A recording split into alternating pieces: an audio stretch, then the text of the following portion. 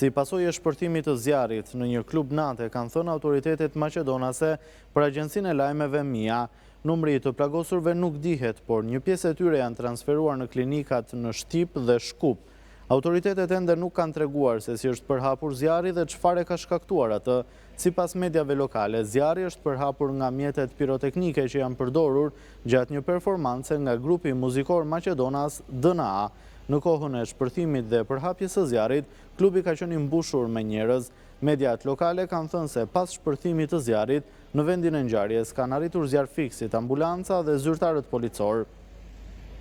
Këtë mëngjes shumë njerëz janë parë përpara ndërtesës në Koçan, teje të brengosur për familjarët e tyre, pasi nuk e dinë nëse janë të gjallë apo të vdekur. Drejtori i Qendrës për Menaxhimin e Krizave, Stojan Çangelov, ka bërë të ditur se është në Koçan bashkë me ministrin e mbrojtjes Pançe Toshkovski dhe drejtorin e Byros për Siguri Publike Aleksandar Janiev. Autoritetet kanë thënë se do të bëjnë deklaratë më vonë gjatë ditës.